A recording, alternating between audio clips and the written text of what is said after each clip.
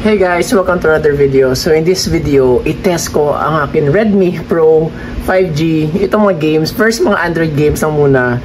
And then sa next video, mga emulators naman. So ang test ko na game ay Genshin Impact, Call of Duty, PUBG Mobile, Mobile Legends, Ragnarok, Last Day on Earth, and New State, Wild Rift, and Diablo Immortal at Call of Duty Warzone.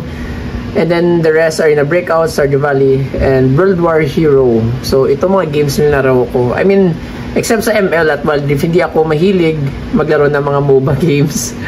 At by the way, ang specs nito guys, 12.1 ang size ng screen. So ngayon guys, nag-run ay Genshin Impact. Makita nyo ang FPS, yan. Ipagita nyo yan. Naka 60 FPS tayo. So, yan. By the way, nakagamit ako ng remote ng controller. So, baka maano kayo na why is it moving. So, itong settings ko yan. So, kung punta tayo sa graphics, makita nyo nakaset lahat sa low. So, low lahat to. And then, to be honest, nang medyo pangit ang graphics nito, pero at least 60 FPS. It's very playable. Yeah. So guys, right now I'm playing Call of Duty Mobile. I'm getting steady na 60 FPS. Yan, makita nyo sa left side ng screen. Oh.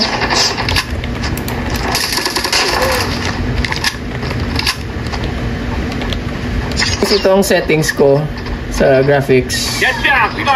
So yun naka-low, and then ang frame rate naka-high. Yan ang settings. Yan, that's it. So guys, PUBG naman ngayon, PUBG Mobile, nakalagay sa smooth, and then nakalagay sa extreme ang frame rates ko. So try natin maglaro. So guys, kung makita nyo, I'm getting 60 FPS ng stable kahit nasa labas ako.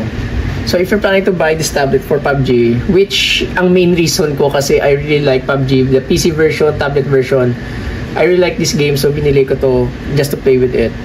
So magandang performance guys ah.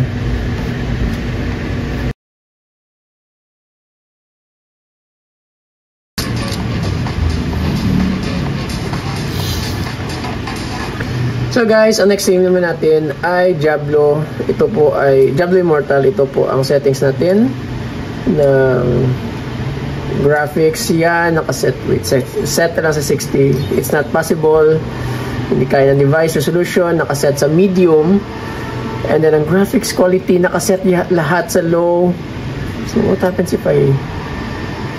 Yan, so wala talaga.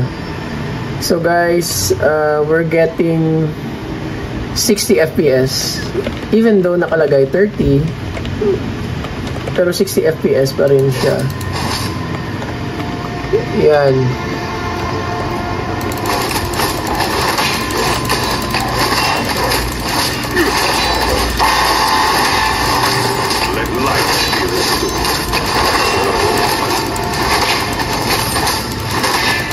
So guys, right now I'm playing Call of Duty Warzone. Nasa Android. I'm getting 30 FPS.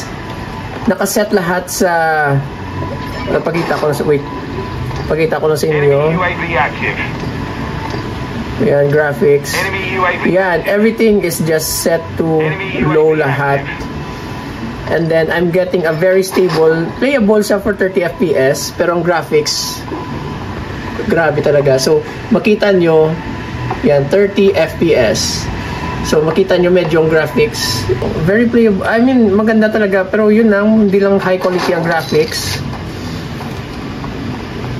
Pero compared sa Call of Duty Mobile, mas maganda to. Like, hindi naman ako, kasi fan ako ng PUBG. And hindi ako talaga ng maka Warzone. Pero, sobrang maganda ang gameplay niya. And guys, right now I'm playing PUBG new state ng yan ang settings ko, naka-set ko sa 90 FPS and then naka-light and then detail set ko lang sa low. Yan. So I'm trying to get the most FPS talaga sa game na to para pakita sa inyo. So let's start the game. Wow, ganun taas sa FPS, makita nyo.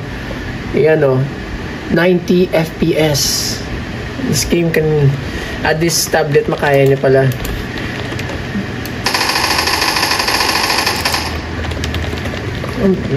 And to complement, ang screen ng tablet is 120 Hz ang refresh rate niya. So kaya niya talaga makasabay siya. So may advantage ka talaga when playing mga FPS games. And guys, for the second game, we have ng Arena Breakout.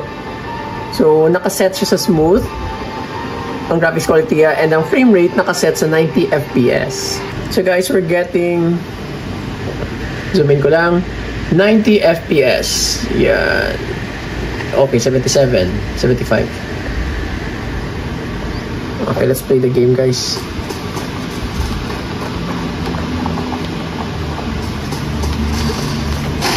So guys, right now I'm playing World War Heroes. I don't think hindi to sikat na game, pero I just like World War 2 na mga games especially World War 2 na mga shooter games. So nakaset ko sa low, sa high lahat, nakaset sa high, and then we're getting 70 FPS. Yan, pakita ko lang sa inyo.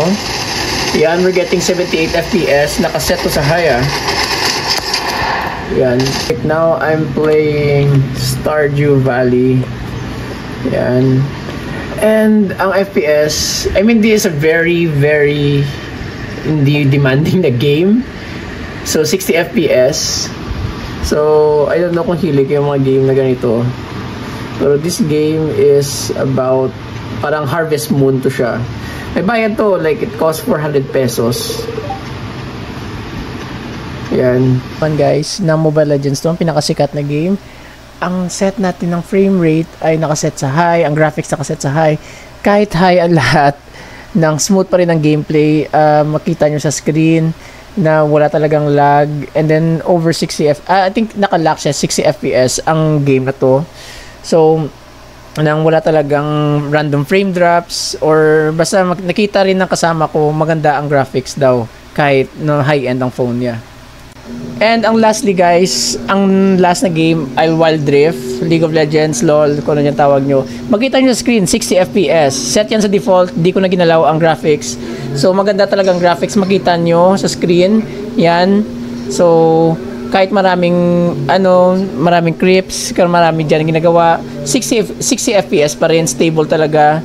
So I highly recommend if you're planning to play Wild Rift, you should get this tablet. So it's very cheap, or depende sa inyo. So guys, thank you for watching. May mga questions kayo, I just wanted to share this kasi nang sayang naman kung hindi ko to ma-share sa inyo ang performance ng tablet na to. So guys, thank you for watching. I'll see you on the next video. Peace!